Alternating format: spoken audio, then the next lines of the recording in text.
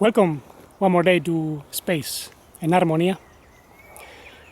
And as promised, today I'm going to speak about the Enigma of Synchronicities, meaningful coincidences, as they are called.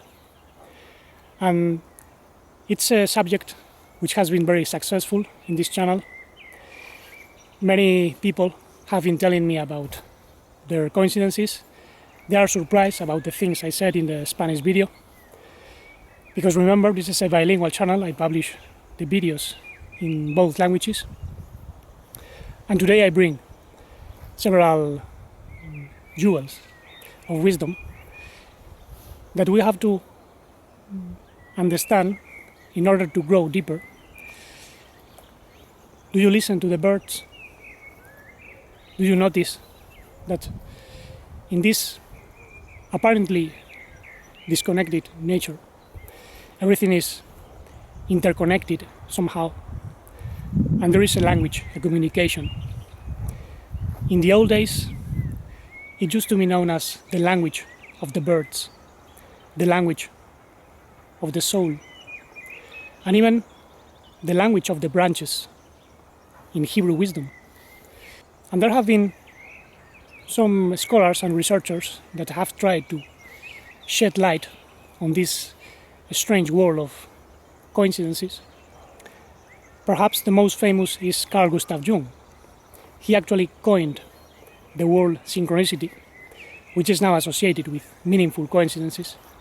And probably one of the most famous coincidences told by Carl Gustav Jung is when he was attending one of his patients, a woman that was describing to him a dream she had, in which there was a golden scarab beetle, and at that precise moment they heard something hitting the window of the room, and Carl Gustav Jung went to see what it was, and it was a scarab beetle hitting on the glass.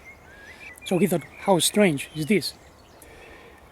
And from that time onwards he started to investigate, and he came to the conclusion that there are synchronic movements. As a scientific mind, he could not find any causal connection between the mind of the woman and that event. It didn't make sense to him. So he called the synchronicity a non-causal principle of connection. And this became somehow the main idea for many Jungian psychologists and other therapists and researchers. But it's just a viewpoint. Later on you'll see that there can be certain subtle causes.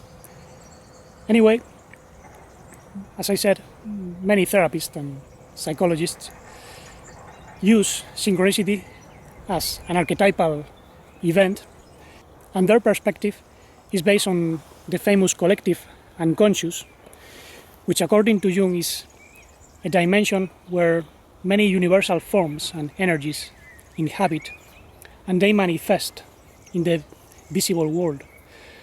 So according to him, there is not necessarily a causal connection, but simply a synchronic manifestation of the same archetype. Because there is a synchronic movement, reality would be like a dance. And I would ask, what if our thinking is also an energy that can somehow affect other forms of life?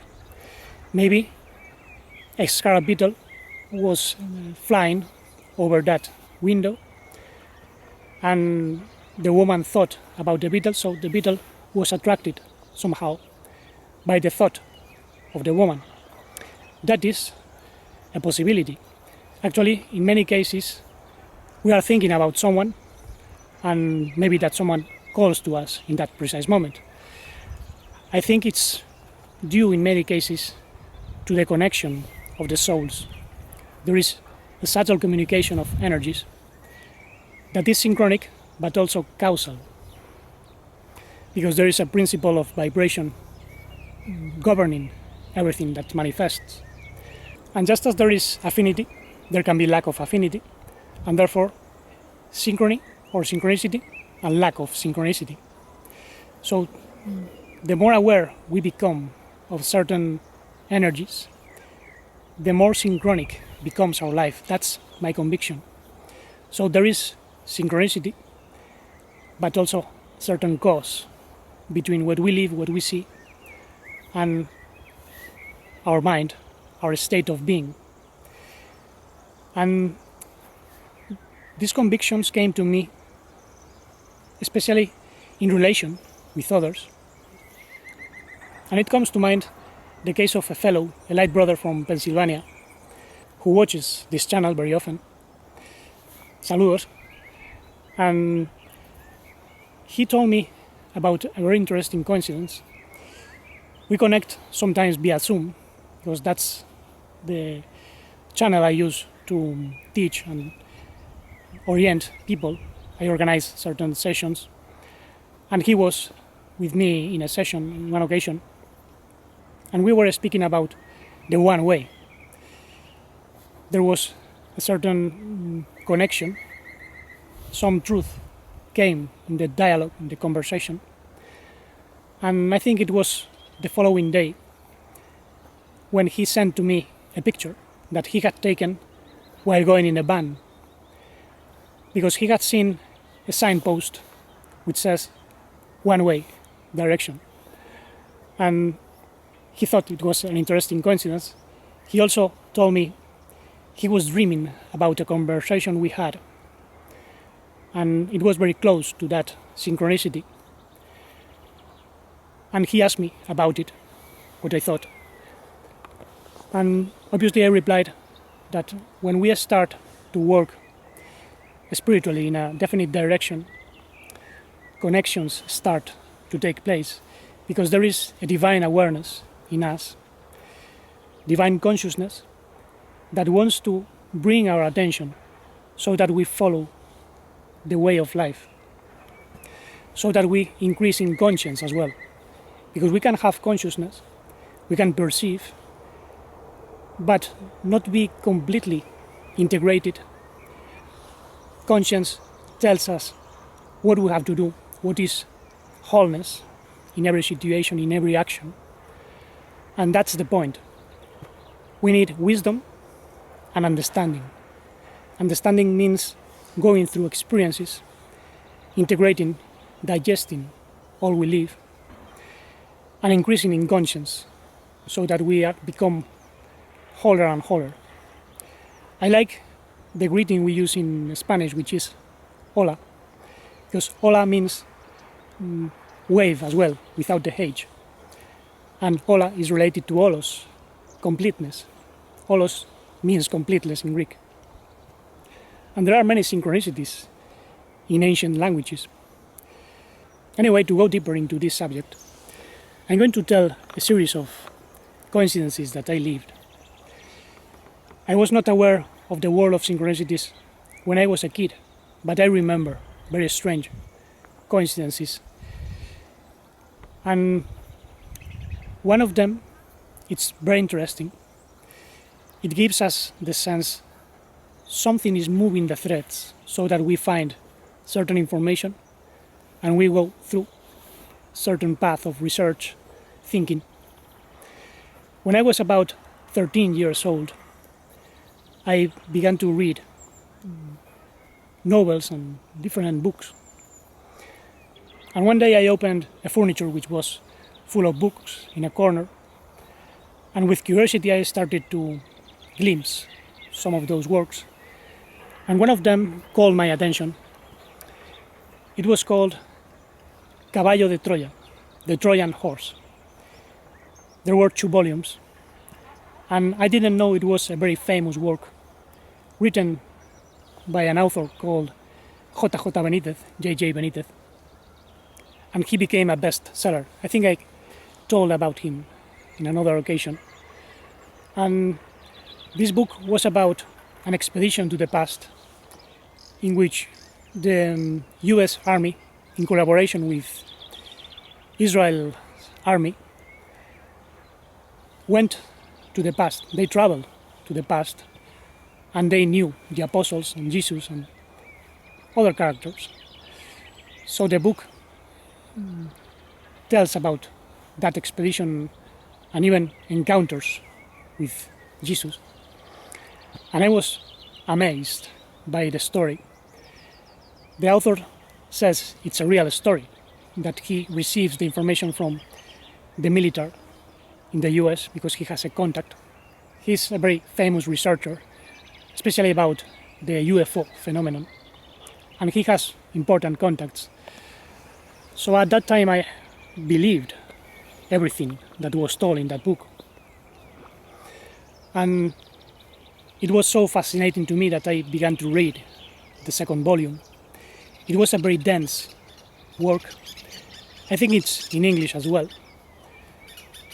And what a coincidence, one time I was in my grandparents' house, the parents of my parents, and I found those two volumes again. But this was very strange, because my grandparents were very Catholic, and they would have never bought that book.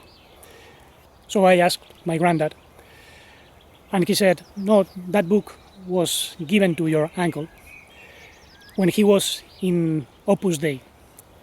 Opus Dei, to give you an idea, is a very strict Catholic sect in which those things are even more forbidden.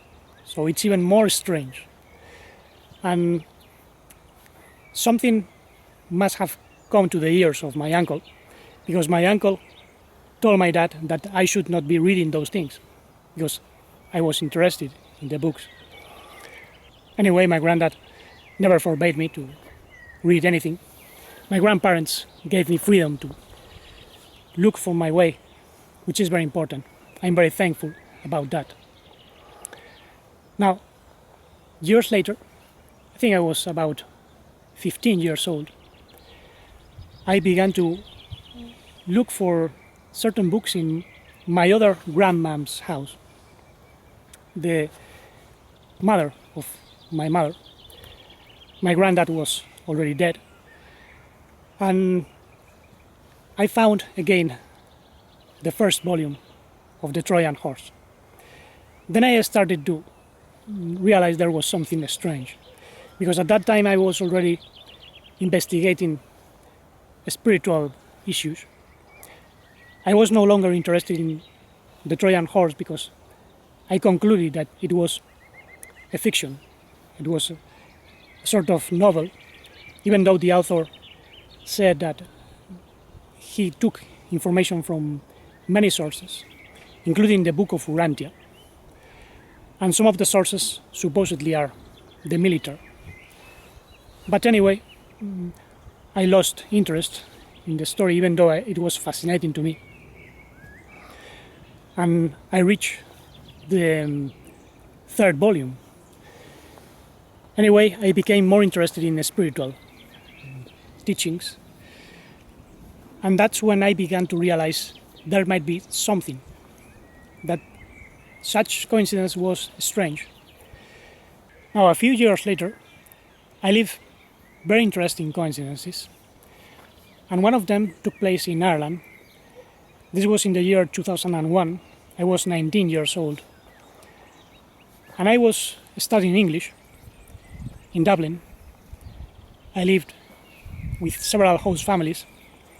And in this particular occasion, I was living with a host family in Dublin 5, the area of Beaumont Artane. And one Sunday, I went to the city center with the idea of getting a specific book.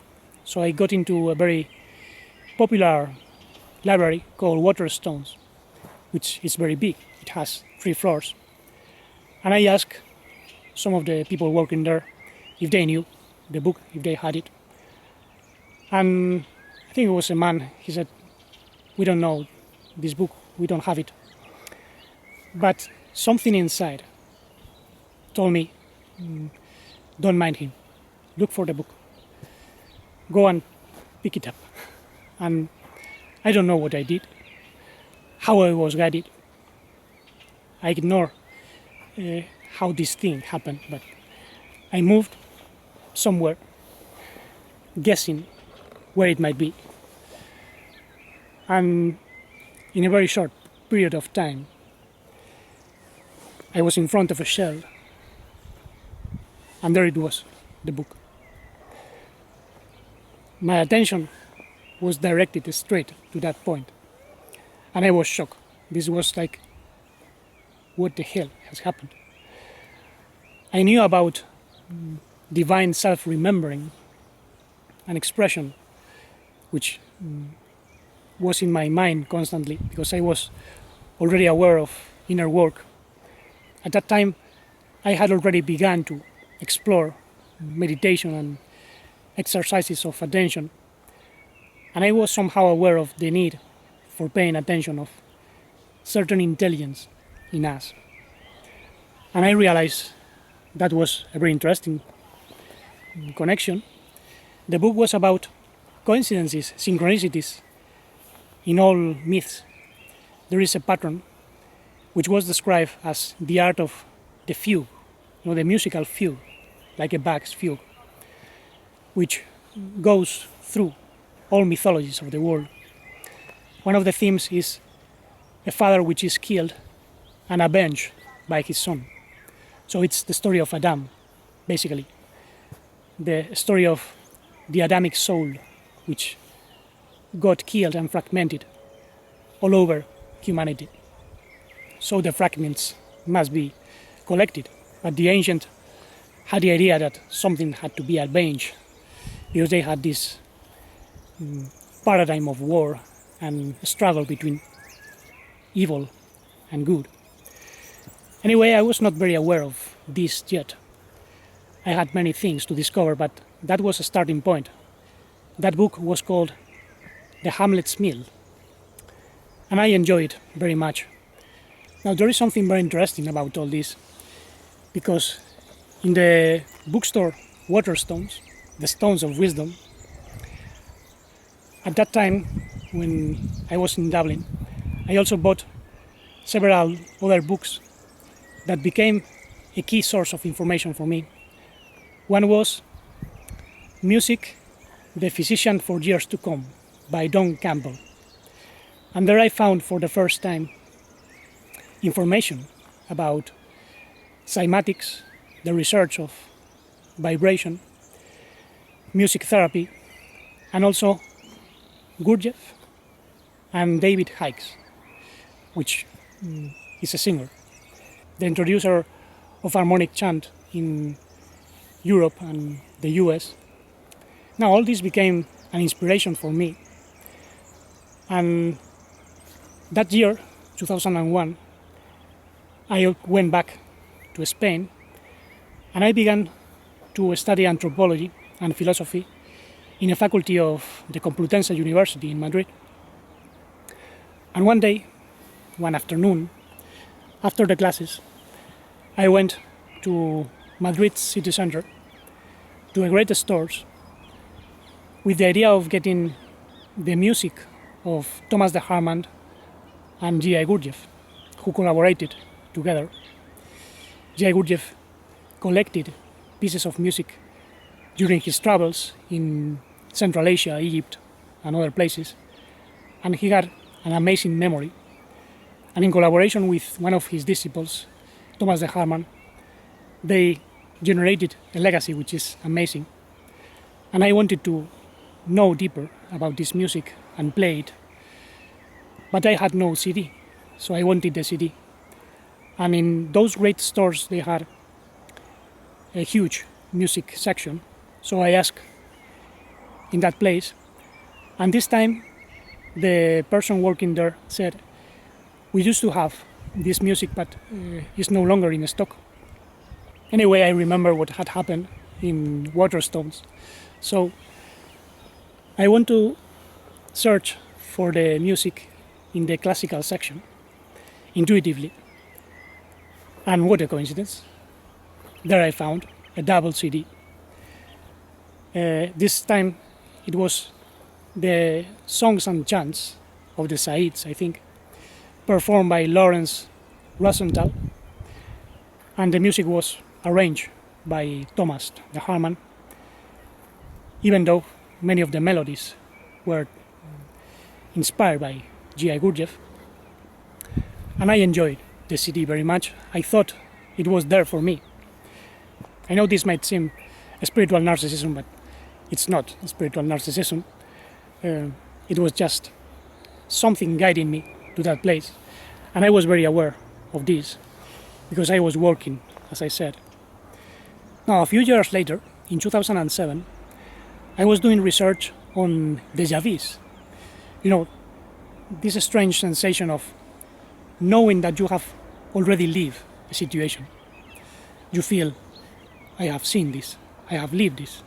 It's a flavor, a very strange feeling. And I wanted to know more about it. Actually, one of the disciples of Gurdjieff spoke very much about it. He was P.D. Uspensky, and I had heard about the eternal recurrence back in 1997 when I was introduced to these ideas. But in 2007, I wanted to read a novel by P.D. Uspensky, and it was called The Strange Life of Ivan Osaki. So looking for information, I found a very strange webpage full of information about a woman who told her experiences of synchronicity. And she somehow mentioned this book. And I was so intrigued by her experiences that I wrote to her and I mentioned that I was looking for the book. It was very difficult to find in Spain. So she was so kind to send to me the book in PDF. And ever since, we keep exchanges. It's been nearly 15 years, hundreds and hundreds of email exchanges. She's an old woman. She's now over 90 years old. Very wise.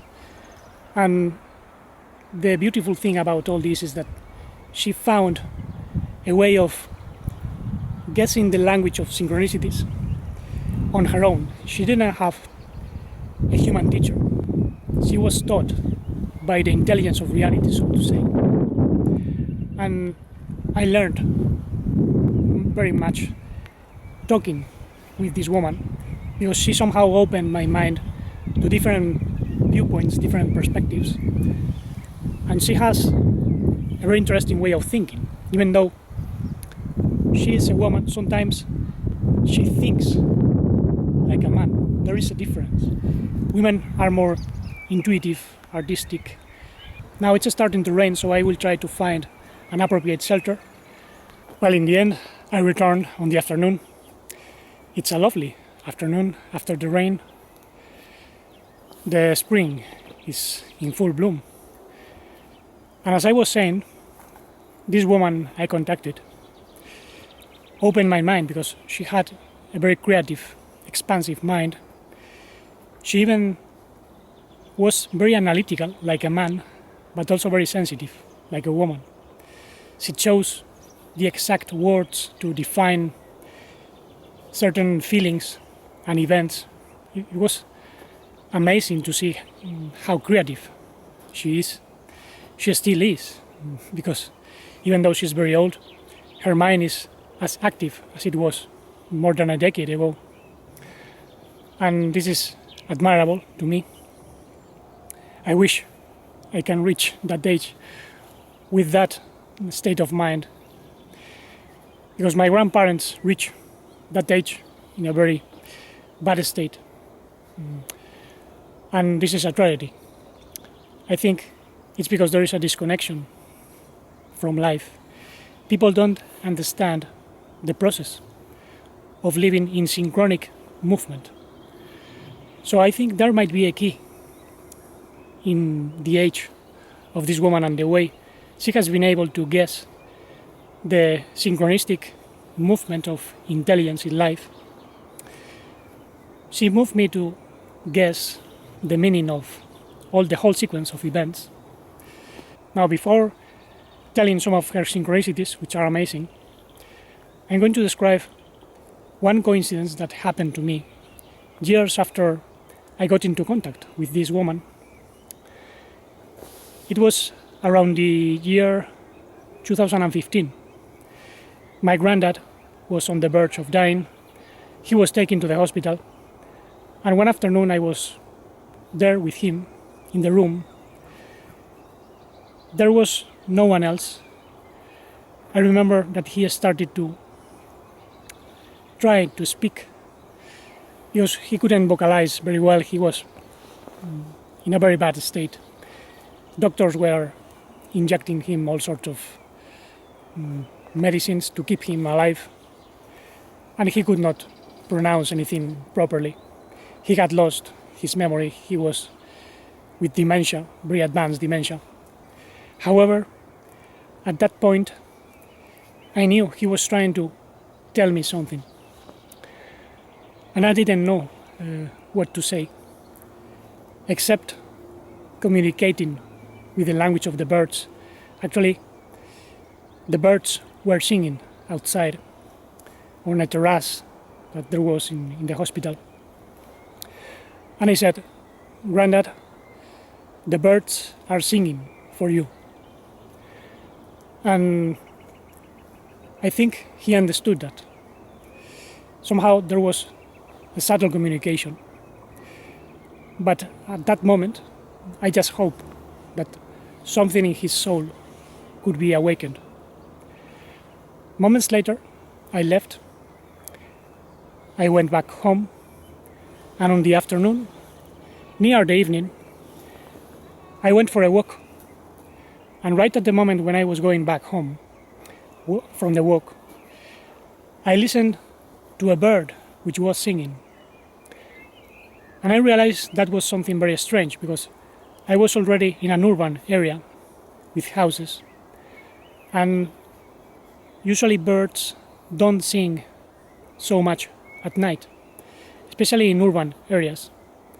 You can listen to them in this environment at evening hours, but in urban areas it's not so common.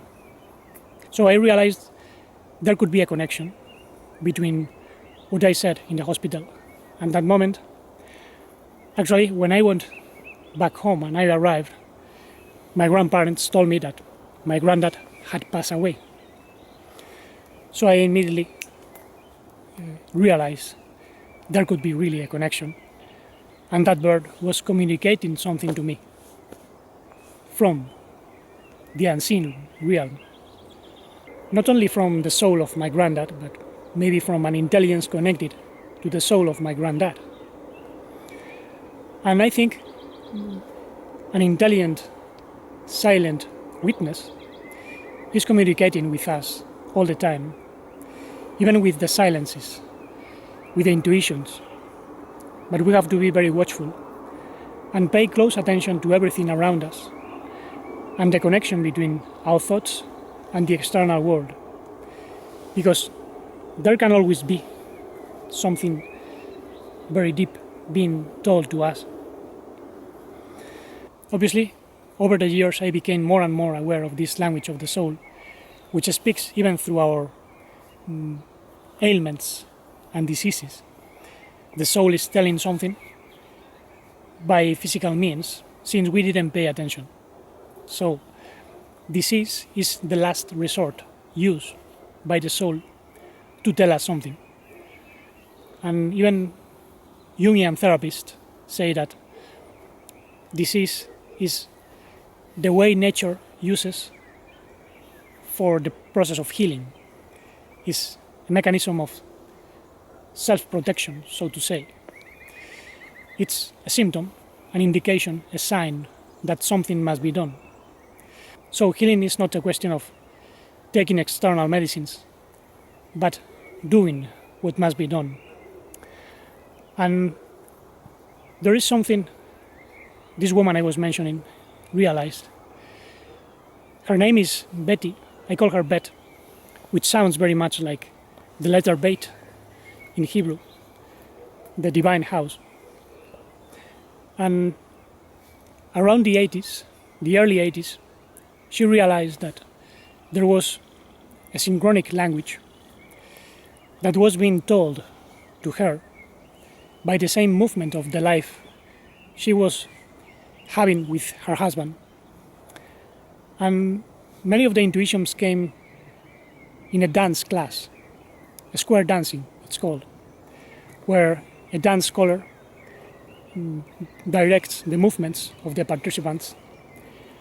And she began to realize that some of the events in her life and the life she was living with her husband were synchronic with the life of the dance scholar and his wife.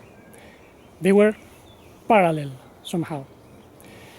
And she realized that the life she was experiencing with her husband was the expression of what she called a binary unit. I love the expressions she uses because they are unusual, unconventional.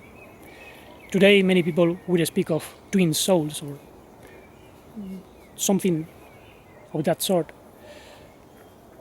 The binary unit is a connection in which two poles or two manifestations are deeply connected in a ground of unity. Even Paul the Apostle said, "There is no man without the woman in the master." That's in 1 Corinthians 11:11, a synchronic number which many people see in coincidental circumstances. Anyway, she started to realize all these things around the year in which Mount St. Helen exploded, and her mind established a connection. So she called the whole batch of memories and synchronicities a mindquake, like the explosion of the mind, communicating something to her that was embracing the past, the present, and even the future. She was somehow spotted, localized by a greater intelligence, which was able to communicate a message to her by means of synchronic movements. Sometimes she was thinking about something, and all of a sudden her husband said an offhand remark related to that thought. So there could be a causal connection between both, synchronistic anyway. And there were other synchronic coincidences. In one occasion, she went to visit a hill in Indiana in which she spent part of her childhood. Actually, she lived a very important event at the age of 13 in that place, if I'm not mistaken. And as she moved into the hill, a thought came into her mind, and it said, "The hills of Indiana are not remembered for their majesty."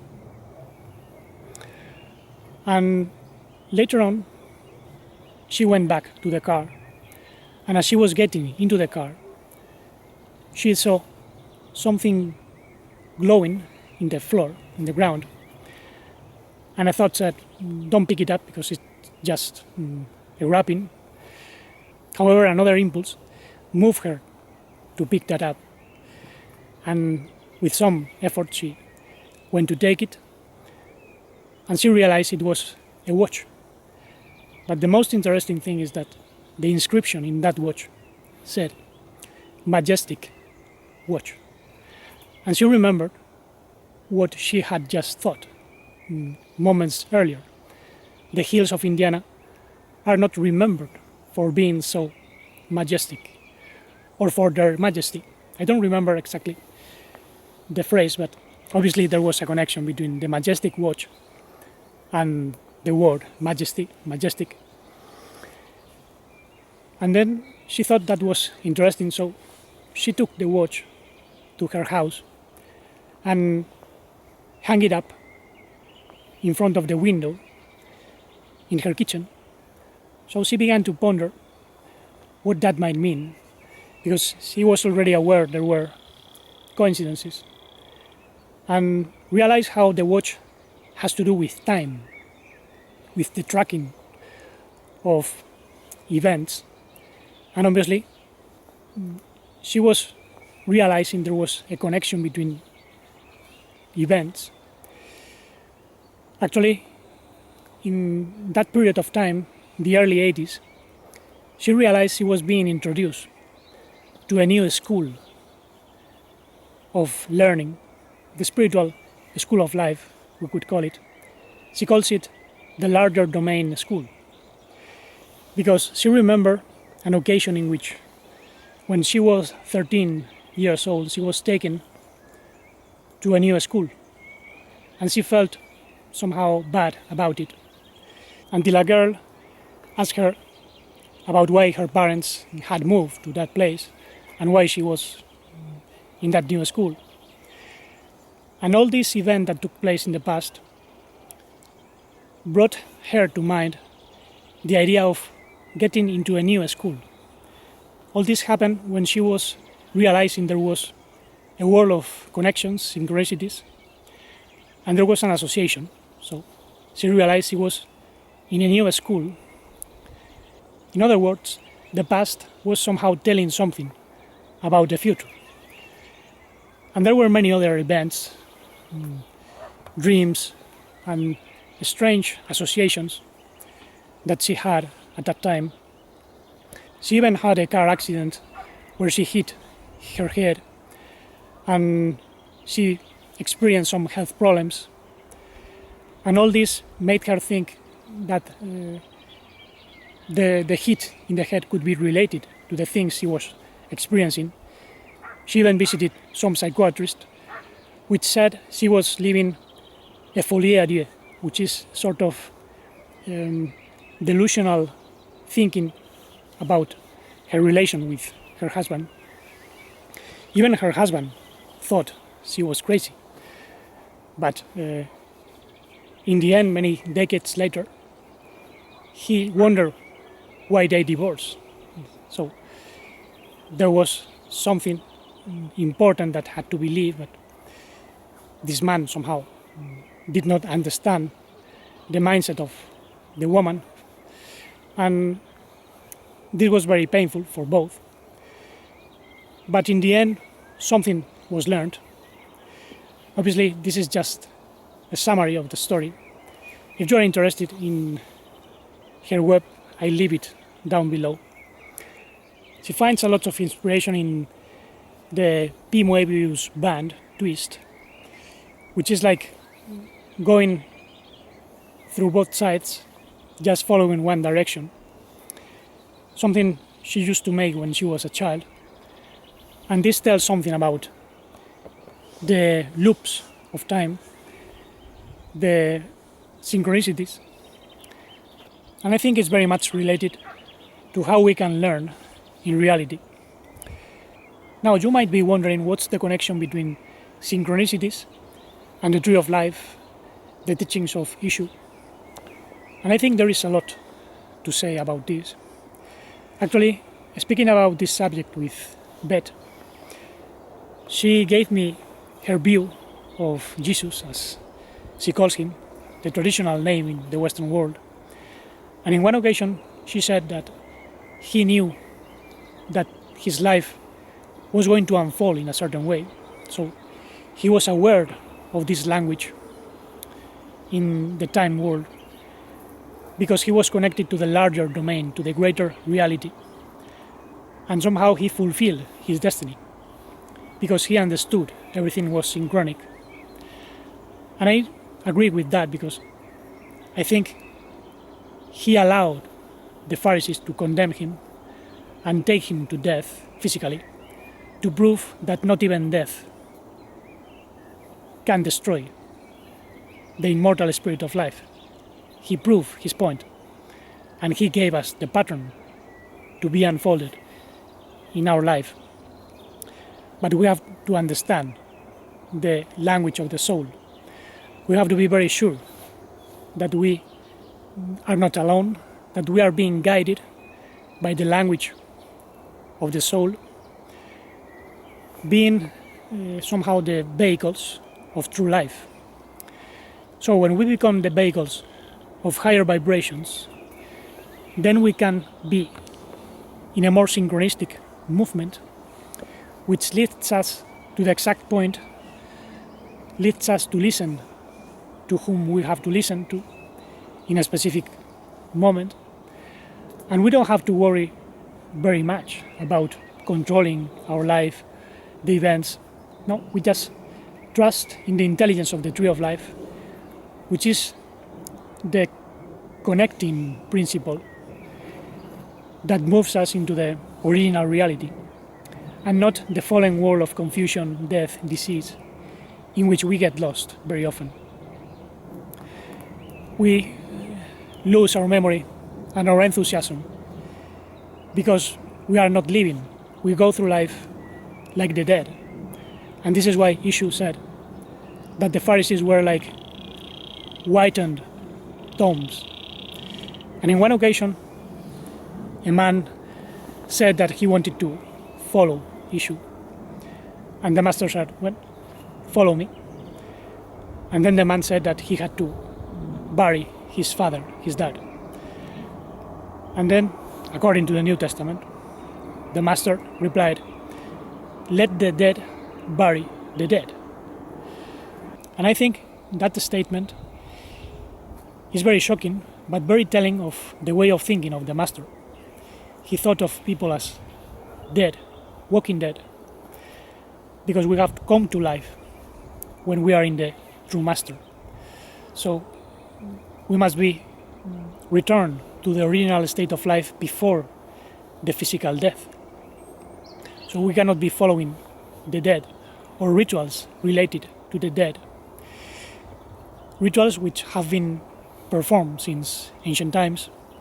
Even in Christianity, there is a ritual known as the extreme anointing. A priest comes and he makes some prayers.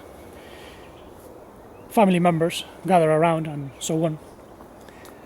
But somehow the master was not speaking about doing those sort of rituals, but living consciously. This doesn't mean we should not have a loving attitude towards a person that is dying. I think my spontaneous communication with my granddad on his deathbed was more profound than any of the masses or rituals that the family made later on. He was deeply Catholic, the one that told my uncle about what I was reading in the Trojan horse. When we are connected to our destiny, we can speak the language of the soul so that others can understand. And I hope to keep myself connected to the Master so that I can convey the message, considering the events of our own life as a divine movement, part of the loving essence being expressed through us. Anyway, I think it's enough for today.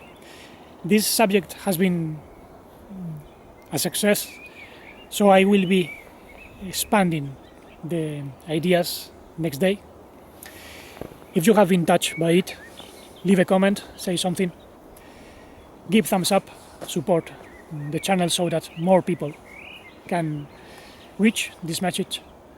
So thank you very much for listening with your loving attention, and let's keep opening the heart for the manifestation of the unconditional love, the integral consciousness that helps us know ourselves deeper and deeper, realizing all the connections, realizing conscience, which tells us what is truly right, truly insightful, so that we can live the infinite, serene, blissful life.